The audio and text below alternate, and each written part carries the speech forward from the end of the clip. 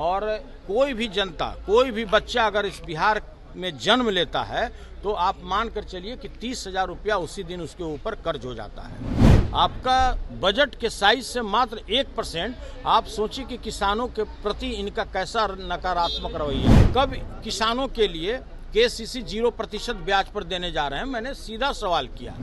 जिस विभाग में ये घोटाला हुआ है स्मार्ट मीटर के नाम पर, उसके मंत्री कैसे इससे छूते रह सकते हैं? और सब लोग मौनी बाबा की तरफ बैठने से ये थोड़ी ही है कि आपके ऊपर में भ्रष्टाचार के चार्जेस नहीं लगे। अस्वस्थ चल रहे हैं, वो कुछ भी बोलते हैं, हम लोग उसको बहुत गंभीरता से अब नहीं लेते। नमस्कार, मैं प्रिंस कुशवाहा। फर्स्ट बिहार झारखंड देख रहे हैं। सदन चल रहा है और सदन में सेकेंड हाफ जो लंच होता है उसके बाद सदन शुरू होता है और उसमें बिजली विभाग और शिक्षा विभाग का मामला भी उठता है। साथ में ये बजट को लेकर भी सम्राट चौधरी बोलना शुरू करते हैं और इसको बाद अब जो विपक्ष है वो वॉकआउट कर जाता है और सदन के बाहर आकर जो आरजेडी के एमएलसी हैं सुनील सिंह वो बोल रहे हैं कि देखिए, बिजली विभाग और जो शिक्षा विभाग है उसमें अरबों रुपए का घोटाला हुआ है और इसका उदाहरण है कि बिजली विभाग के जो अपर मुख्य सचिव हैं वो बेउर जेल में हवा खा रहे हैं। क्या कुछ कर रहे हैं सुनील सिंह, पहले अपन के बयानों को समझें। देखिए, नीरज जी न्यूसेंस वैल्यू हैं और हमेशा अभी देखिए विनियोग पर बात डिस्कस चल रहा था और उस पर वक्तव्य नहीं दे करके अनर्गल बातें सदन में करना कोई आज की घटना नहीं है, बहुत पहले की घटना है। लगातार उनका वही काम है। उनका जो बयान होता है वो माननीय लालू प्रसाद जी के इर्द गिर्द घूमता है और सस्ती लोकप्रियता के कारण इस तरह का वो बयान देते रहते हैं। क्या मामला है नहीं है, अगर कोई व्यक्ति उसमें कोई अगर गड़बड़ी है या दोषी है तो नीरज जी का काम है कि वहाँ के पुलिस अधिकारियों का काम है। और पुलिस अधिकारी अगर उस पर कोई एक्शन नहीं लेता है तो वही एक्शन लेंगे क्या? तो देखिए, ये बात को भटकाने के लिए जिस तरह बिहार के जनता को ठगा गया, जिस तरह से किसानों का शोषण हो रहा है, बेरोजगारों को जिस तरह से उसके साथ शोषण हो रहा है, ये सब बात को भटकाने के लिए। और आप लोग भी अच्छी तरह जानते हैं कि 3,17,000 करोड़ रुपए का बजट है और बिहार राज्य के ऊपर में तकरीबन इस वर्ष अगर बीतेगा तो मोटा मोटी 4 लाख से ऊपर इसके ऊपर कर्ज हो जाएगा, मतलब 4 लाख करोड़। और कोई भी जनता, कोई भी बच्चा अगर इस बिहार में जन्म लेता है तो आप मान कर चलिए कि 30,000 रुपया उसी दिन उसके ऊपर कर्ज हो जाता है। आपका जो बजट का साइज है कृषि का, मात्र 1% है।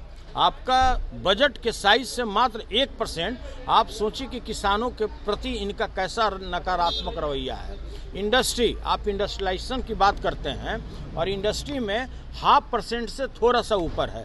कैसे बिहार में उद्योग बैठेगा? और आप लोग भी जानते हैं कोई भी राज्य का तभी विकास हो सकता है जब वहाँ का कृषि मजबूत होगा, जब वहाँ के किसान मजबूत होंगे, जब वहाँ उद्योग का जाल बिछेगा तब। मैंने सीधा पूछा कि आप यहाँ के किसानों को उसके उत्पाद पर कब बोनस देने जा रहे हैं? आप किसानों को कब फ्री में बिजली देने जा रहे हैं? आंध्र प्रदेश के तर्ज पर आप कब किसानों के लिए केसीसी 0% ब्याज पर देने जा रहे हैं? मैंने सीधा सवाल किया और बोले कि हम आप आंकड़ों के बाजीगरी में आपके फंसने वाले नहीं हैं। और आप ये बताइए कि जो अरबों रुपए का घोटाला हुआ शिक्षा विभाग में, आप मंत्री को ले चलिए, पट्टी उसके आंख पर बांध दीजिए और किसी स्कूल के ऊपर ड्रॉप कर दीजिए और वहाँ का बेंच और उसका जो डेस्क है उसको आप केवल चेक करा दीजिए कि अप टू मार्क है कि नहीं। आप अरबों रुपए का घोटाला है, स्मार्ट मीटर में अरबों रुपए का घोटाला है और उसका जीवंत उदाहरण है कि उसके प्रधान सचिव बेउर में बैठे हुए हैं। तो भाई, कोई भी जो घोटाला होगा किसी विभाग में, सिर्फ गांधी जी बनने की तरह गांधी जी का चेहरा बना लेने से तो ऐसा नहीं क्या बच सकते हैं। जिस विभाग में ये घोटाला हुआ है स्मार्ट मीटर के नाम पर, उसके मंत्री कैसे इससे छूते रह सकते हैं? और सब लोग मौनी बाबा की तरफ बैठने से ये थोड़ी ही है कि आपके ऊपर में भ्रष्टाचार के चार्जेस नहीं लगेंगे। तो देखिए, क्या नीतीश कुमार बार बार कह रहे हैं कि आप लोग कुछ जानते नहीं, आज भी उन्होंने कहा। देखिए, उनका तकिया कलाम हो गया है। वो जिस उम्र के दहलीज पे हैं, सभी लोगों को इस उम्र में आना पड़ेगा और जिस तरह से वो मानसिक रूप से अस्वस्थ चल रहे हैं, वो कुछ भी बोलते हैं, हम लोग उसको बहुत गंभीरता से अब नहीं लेते। आपने बताया कि वो नकली पिस्टल था। वो स्वाभाविक है ना। उस वो जो होली वाला जो लोग होली में जो नकली पिस्टल वगैरह लेकर चलता है, जिसे रंग छोड़ा जाता है, वही लेके कोई बैठा हुआ है। अब मान लिया कि कहीं पर पूरा इफ्तार पार्टी का भीड़ हो और वहाँ पे कोई इस तरह का खिलौना लेके कोई घुस जाए, तो भाई हम लोग इन्वेस्टिगेटिंग एजेंसी तो है नहीं कि हम लोग उसकी जांच करके उसको अंदर में करें। अब यह काम तो पुलिस का न था कि भाई वो ओरिजिनल पिस्टल है या खिलौना पिस्टल है, यह जांच करना मेरा काम नहीं है, वो पुलिस का अधिकारी का काम है। देखिए ऐसा है कि माननीय मुख्यमंत्री जी का कोई इस टाइप का हरकत कोई नया नहीं है। वो रोज ऐसा आप लोग को न्यूज छोड़कर चले जाते हैं कि जो आप लोग डेली आप लोगों को उसके लिए मसाला मिल जाता है। और वो आज भी हुआ, वो अपना कहे कि उठ जाओ, खड़ा हो जाओ, तो भाई हमको बोले खड़ा होने, हम तो भाई खड़ा नहीं हुए। हम जानते हैं कि भाई हम खड़ा होंगे तो फिर ही अनावश्यक बातें करना शुरू कर देंगे। तो हम बगल वाले अपने रिंकू जी जो हमारे माननीय सदस्य हैं, हम कहे कि भाई आप ही खड़ा हो जाइए, और उसके टी शर्ट को पढ़ने लगे। माननीय मुख्यमंत्री जी का ही काम है। किसान यहाँ बेहाल है, किसान भूखा मर रहा है, किसान को सही मूल्य पर उर्वरक नहीं मिल रहा है, उसकी चिंता नहीं है, और आप इसी सब काम में लगे हुए हैं। देखिए चौतरफा बिहार में जो भी कार्य है सभी में ये फिसिड्डी साबित हो चुके हैं, और ये लोग केवल इस तरह की बात, इधर उधर की बात करता है जिसमें कोई दम नहीं।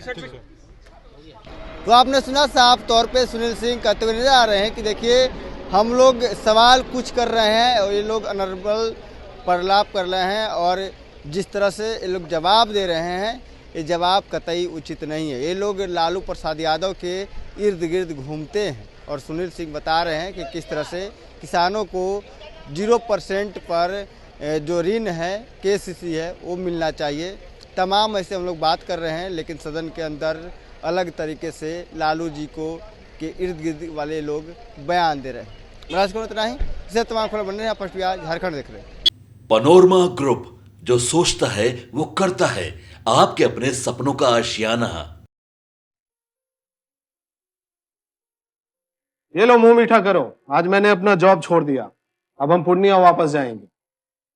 जॉब छोड़ दिया है? मतलब ये घर कैसे चलेगा? हम करेंगे क्या? और माँ बाबूजी क्या बोलेंगे? इसलिए मैं एक और मिठाई का डब्बा लाया। अपने बिजनेस के लिए लोन अप्रूव हो गया। अरे लोन अप्रूव हो गया वो तो ठीक है, लेकिन पूर्णिया में हम रहेंगे कहाँ? अपना घर भी तो नहीं है वहाँ। इसलिए तो एक और मिठाई का डब्बा अलग से लाया हूँ। हमने पूर्णिया में घर ले लिया है, पूर्णिया के ई होम्स पैनोरमा में। पूर्णिया में पैनोरमा ग्रुप लेकर आए हैं ई होम्स पैनोरमा। बड़ा घर, आलीशान जिंदगी और अत्याधुनिक सुविधाओं के संग। अरे अब क्यों मुंह मीठा करवा रही हो? क्योंकि हम घर वापसी जो कर रहे हैं। घर वापसी की खुशी पूर्णिया में ई होम्स पैनोरमा के संग। ई Homes Panorama, luxurious lifestyle redefined.